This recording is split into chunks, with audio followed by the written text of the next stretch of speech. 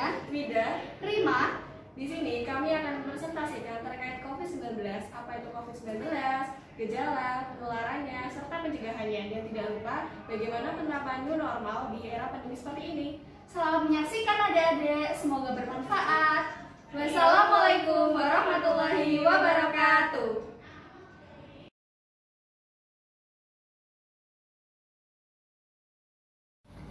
Apa itu COVID-19? COVID-19 adalah penyakit menular yang disebabkan oleh coronavirus jenis SARS-CoV-2 yang pertama kali muncul di Wuhan, Cina pada tahun 2019 bulan Desember. Sementara di Indonesia, Presiden Republik Indonesia mengumumkan kasus pertama pada 2 Maret 2020, yakni 2 warga Depok. Pada 44 hari kemudian, jumlah kasus positif mencapai 4.839 kasus dan sebanyak 459 orang diantaranya dinyatakan meninggal. Bagaimana cara penularan COVID-19? Virus COVID-19 menular secara langsung dari orang ke orang melalui droplet atau tetesan air yang keluar saat orang berbicara, batuk, dan bersin. Virus COVID-19 masuk ke dalam tubuh sampai menimbulkan sakit paling lama 14 hari dan paling cepat 1 hari, rata-rata selama 5 hari. Kontak secara langsung melalui jabat tangan, cium pipi, dan cium tangan karena virus COVID-19 dapat menempel pada tangan dan wajah. Kemudian, dapat menular melalui menyentuh permukaan benda yang terkontaminasi. Di permukaan benda-benda tertentu, virus COVID-19 mampu bertahan sampai berjam-jam.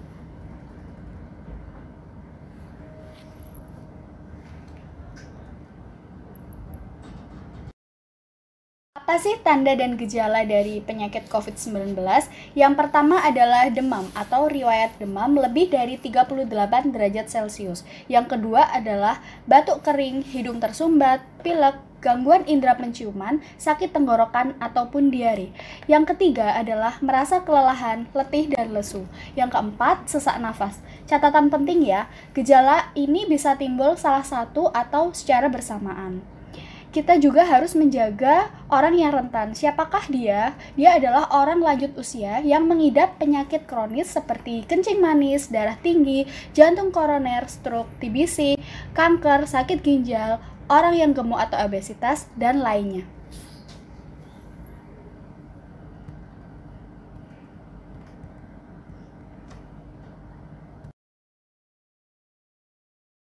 Bagaimana prosedur pencegahan virus COVID-19? Yang pertama, adik-adik harus di rumah saja. Kenapa? Karena kita harus mengurangi interaksi dengan orang lain dan kita tahu bahwa virus COVID menular melalui droplet. Kemudian yang kedua, adik-adik harus memakai masker, baik itu di dalam ruangan maupun di luar ruangan. Kemudian ketika berinteraksi dengan orang lain, kita harus menjaga jarak minimal 1 meter. Dan tidak lupa, ketika kita melakukan interaksi dan juga melakukan aktivitas di luar maupun di dalam rumah, kita harus membiasakan cuci tangan pakai sabun dan dengan air yang mengalir.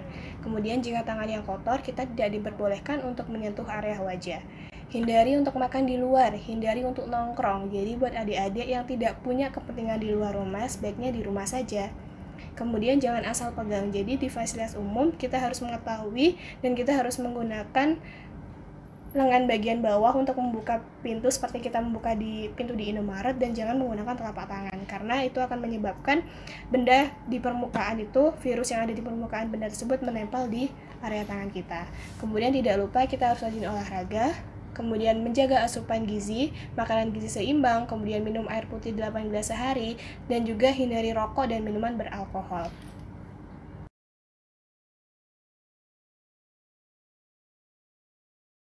Data sebaran COVID-19 Kabupaten Pasuruan.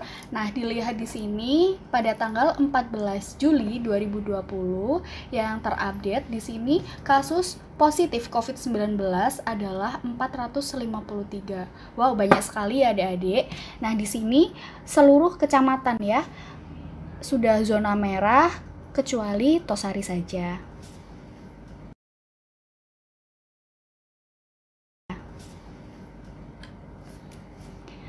Nah, mungkin adik-adik sudah mendengar ya apa itu PDP, ODP, OTG. Nah, di sini kakak menjelaskan apa itu PDP.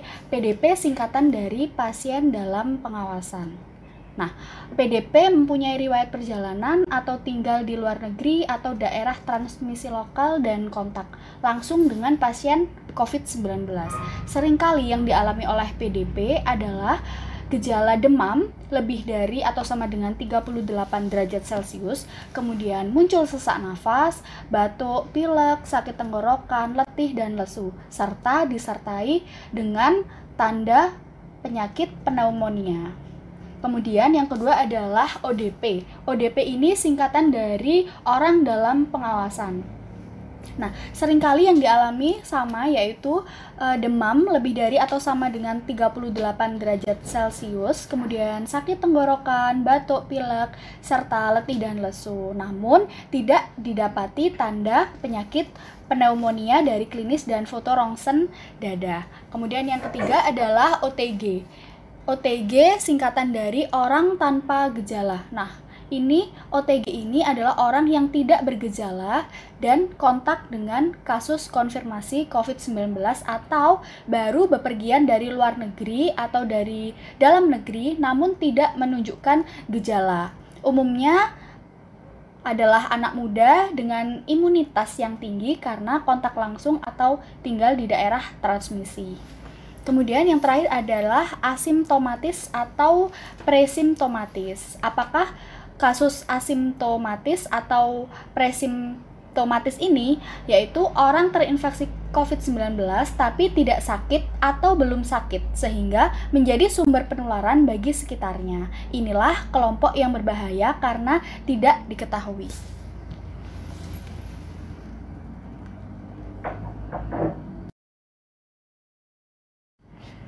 Bagi pasien yang telah melaksanakan pemeriksaan rapid test, baik itu di rumah sakit maupun di puskesmas, diharuskan untuk melakukan karantina mandiri dan isolasi mandiri jika hasil dari rapid test tersebut adalah reaktif. Kenapa harus diisolasi mandiri? Karena akan mengurangi risiko penularan dan mengurangi kontak interaksi dengan orang lain. Karantina mandiri dan isolasi diperlukan sebagai upaya mencegah terjadinya penularan kepada orang terdekat. Biasanya kita lakukan karantina selama 14 hari.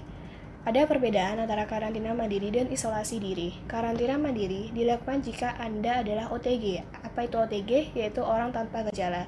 Kemudian tinggal di rumah, tidak bepergian, tidak menerima tamu, dan tetap berjarak ketika berinteraksi dengan keluarga atau warga sekitar.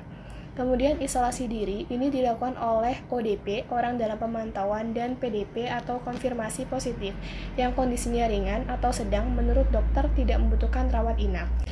Dan dia harus melakukan kegiatan di dalam kamar, tidak kontak dengan orang lain, menggunakan kamar mandi terpisah dengan keluarga, memakai alat makan terpisah, dan jika dalam kondisi kian parah, maka diharuskan untuk menghubungi petugas kesehatan atau Satgas COVID-19. Kemudian, karantina rumah sakit darurat itu untuk ODP usia 60 tahun dengan penyakit penyerta atau komorbid, PDP gejala sedang, dan PDP ringan. Kemudian, karantina rumah sakit adalah untuk pasien dalam pengawasan dalam gejala berat. Untuk itu, adik-adik harus tahu, walaupun terdapat keluarga terdekat atau memiliki teman atau kawan yang melakukan pemeriksaan rapid test reaktif, jangan dilakukan diskriminasi. Tolong bantu mereka dan menyemangati mereka, karena kita harus tahu bahwa jauhi virusnya bukan orangnya. Mereka mengisolasi diri di rumah untuk melindungi Anda dan kita agar tidak terpapar virus. Jadi, diharapkan adik-adik semua mendukung untuk upaya isolasi mandiri yang dilakukan oleh pasien yang telah melakukan pemeriksaan rapid reaktif. Begitu pula dengan tenaga kesehatan yang saat ini tengah berjuang untuk menyembuhkan orang-orang yang terinfeksi virus COVID-19, beri mereka dukungan dan juga doa. Nah, bagaimana cara kita menghadapi new normal? Nah, ada adaptasi kebiasaan baru yang harus dilakukan adik-adik semua ya. Yang pertama adalah memakai masker. Wajib ya, baik itu di dalam rumah maupun di luar rumah, baik yang sakit maupun yang sehat. Kemudian sediakan vitamin C. Jadi adik-adik yang sehat ya, tetap minum vitamin C. Untuk apa? Untuk meningkatkan kekebalan tubuh sehingga tidak gampang terkena penyakit. Kemudian ketika mungkin sudah masuk sekolah ya, bisa membawa perlengkapan makan sendiri, jadi tidak jajan sembarangan ya. Kemudian membawa tisu basah untuk apa? Untuk membersihkan tangan jika kotor ya. Membawa hand sanitizer.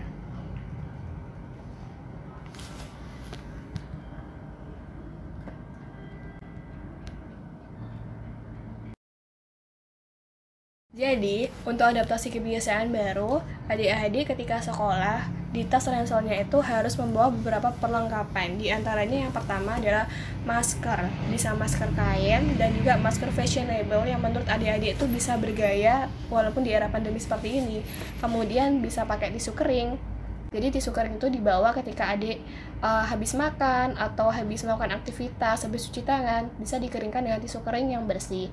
Kemudian alat ibadah yang pribadi, jadi kita mengurangi kontak interaksi bergantian dengan orang lain atau temannya. Kemudian membawa hand sanitizer, tote bag atau kantong belanja, kemudian alat makan. Jadi ketika kita membawa bekal, diharuskan adik-adik semuanya itu membawa alat makan sendiri dan botol minum sendiri. Kemudian membawa helm pribadi jika adik-adik itu diantarkan oleh kedua orang tua atau menggunakan ojek. Kemudian sabun cair, semprotan desinfektan. Kemudian ada alat bantu buka pintu. Jadi kita mengurangi untuk tidak memegang alat di fasilitas umum. Kemudian masker cadangan, karena kita biasanya menggunakan masker kain, harus digunakan selama 4 jam. Setelah 4 jam kita harus ganti. Nah itu tujuannya kita harus membawa masker cadangan. Kemudian kantong untuk masker habis pakai. Nah setelah kita pakai masker, otomatis kan banyak sekali debu atau virus yang menempel di sana. Biar tidak kontak dengan tas yang peralatan yang ada di tas, jadi kita sediakan kantong yang nantinya sebagai tempat pembuangan masker. Kemudian ada tisu basah, dan juga yang terpenting adalah adik-adik harus membawa jaket, karena apalagi yang rumahnya perjalanan jauh, jadi kita mengurangi agar tidak menempel virus-virus tersebut ketika kita perjalanan jauh menggunakan motor atau menggunakan mobil.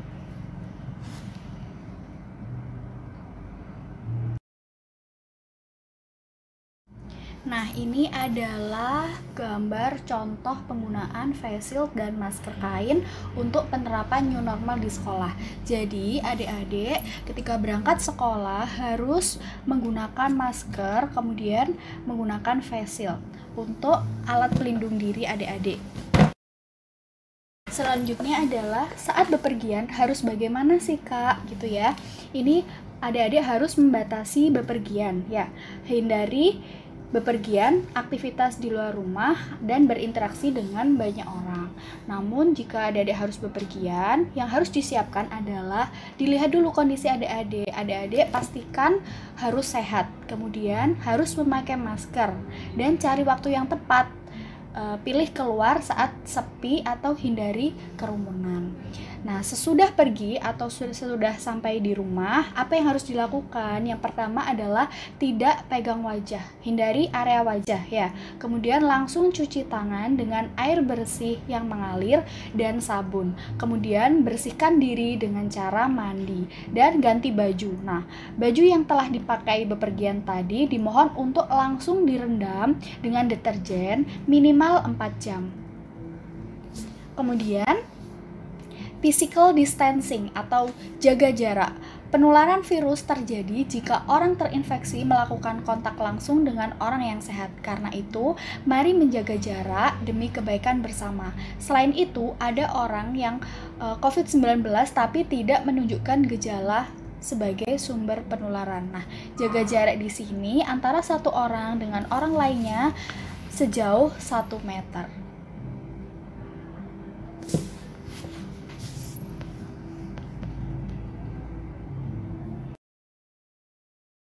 Salah satu cara pencegahan COVID-19 yaitu menerapkan perilaku hidup bersih dan sehat. Salah satunya adalah membiasakan untuk cuci tangan pakai sabun dengan air yang mengalir. Adik-adik pasti belum tahu gimana sih Kak cara cuci tangan yang baik dan benar. Jadi di sini Kakak jelaskan ada 6 langkah cuci tangan yang baik dan benar. Yang pertama yaitu basahi tangan, gosok sabun pada telapak tangan, kemudian usap dan gosok kedua telapak tangan secara lembut dengan arah yang memutar. 2. Usap dan gosok juga kedua punggung tangan secara bergantian. Yang ketiga, gosok sela-sela jari. tangan hingga bersih. Yang keempat, bersihkan ujung jari secara bergantian dengan posisi saling mengunci. Yang kelima, gosok dan putar kedua ibu jari secara bergantian. Yang keenam, letakkan ujung jari ke telapak tangan, kemudian gosok perlahan dan bilas dengan air yang mengalir, serta keringkan dengan handuk atau tisu yang bersih. Kapan sih Kak kita harus cuci tangan pakai sabun? Ada 5 waktu penting cuci tangan pakai sabun adik-adik. Yang pertama, ketika kita sebelum makan, kemudian setelah kita buang air besar, dan ketika kita sebelum menjamah atau memegang makanan, dan bagi ibu-ibu yang sedang menyusui juga diwajibkan sebelum menyusui anaknya diharuskan untuk cuci tangan pakai sabun. Dan bagi kita semua yang melakukan aktivitas di dalam atau di luar rumah diharuskan untuk cuci tangan pakai sabun juga.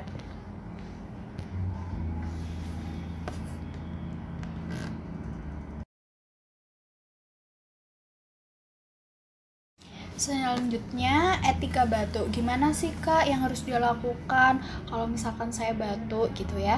Yang pertama adalah adik-adik harus menutup mulut dan hidung dengan lengan atas bagian dalam ya.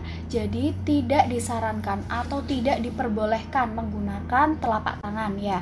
Karena telapak tangan ini banyak digunakan adik-adik untuk aktivitas sehari-hari. Kemudian tutup mulut dan hidung dengan tisu yang bersih. Kemudian tisu yang telah digunakan wajib dibuang ke tempat sampah. Setelah batuk, adik-adik wajib mencuci tangan dengan air bersih yang mengalir dan sabun ya, sesuai dengan langkah-langkah cuci tangan, yaitu 6 langkah.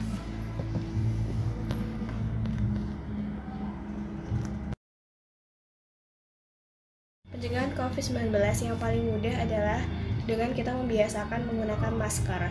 Kenapa? Karena kita dapat menurunkan risiko penularan virus COVID-19 melalui droplet dari orang yang terinfeksi COVID-19. Gimana sih Kak pakai masker yang benar? Jadi, pakai masker yang benar itu kita harus menutupi area mulut, hidung, dan dagu. Kemudian, pastikan bagian masker yang berwarna berada di depan. Ini khusus bagi masker medis atau masker bedah yang biasa digunakan oleh petugas kesehatan. Bagi adik-adik diharapkan dan diharuskan untuk memakai masker kain. Dan sudah dijelaskan tadi bahwa masker kain itu bertahan selama 4 jam. Jadi ketika sudah 4 jam, adik-adik harus ganti dengan masker yang baru. Kemudian tekan bagian atas masker supaya mengikuti bentuk hidung dan tarik ke belakang ke bagian bawah dagu. Kemudian ketika melepas masker, adik-adik semua harus pegang tali masker, bukan permukaan depan masker agar terhindar dari menyentuh kuman. Ganti masker Anda secara rutin apabila kotor dan basah. Ketika menggunakan masker sekali pakai, lepas masker lalu buang ke tempat sampah. Jika menggunakan masker kain, lepas masker lalu cuci dengan air hangat dan deterjen. Masker kain hanya disarankan digunakan maksimal 4 jam. Segera cuci tangan pakai sabun setelah melepas atau menyentuh masker. Bagaimana sih Kak cara memakai masker kain yang aman? Yang harus dilakukan adalah yang pertama, membersihkan tangan sebelum menyentuh masker. Yang kedua, ambil masker dengan cara memegang talinya. Yang ketiga, cek masker. Jika ada kerusakan atau kotor, maka cari masker yang baik dan bersih. Yang keempat, sesuaikan masker dengan wajah adik-adik semua supaya pas. Yang selanjutnya adalah usahakan masker menutupi mulut, hidung, dan dagu adik-adik semua. Hindari menyentuh area masker bagian depan. Setelah digunakan, maskernya itu 4 jam. Harus diganti. Setelah diganti, cucilah tangan adik-adik semua sebelum memakai masker. Melepas masker dengan menyentuh bagian talinya. Tarik masker menjauhi muka adik-adik. Simpan masker yang kotor, masukkan ke dalam plastik yang bersih dan tertutup. Cucilah masker kain dengan sabun atau deterjen. Sebaiknya dengan air panas, setidaknya sehari sekali. Setelah itu, cucilah tangan adik-adik setelah melepas masker. Hal yang dihindari adalah hindari memakai masker yang terlihat rusak. Hindari memakai masker yang longgar. Hindari memakai masker di bawah hidung. Jadi harus menutupi hidung, mulut, dan dagu. Hindari melepas masker kain ketika berada dengan orang lain dalam jarak kurang dari 1 meter. Hindari menggunakan masker yang membuat sulit bernafas. Nah, Cara mencuci masker kain yang baik. Yang pertama adalah siapkan air, bila mungkin air panas dengan suhu 60-65 derajat Celcius. Jadi harus didiamkan, setelah mendidih harus didiamkan, jadi anget-anget gitu ya. Yang kedua adalah tambahkan deterjen dan rendam masker beberapa saat. Kemudian dikucek masker hingga kotorannya turun ya, luruh. Yang keempat, bilas di bawah air mengalir hingga busa hilang. Keringkan di bawah sinar matahari atau menggunakan pengering panas. Kemudian masker setelah kering dapat disetrika. Setelah itu masker siap untuk digunakan kembali.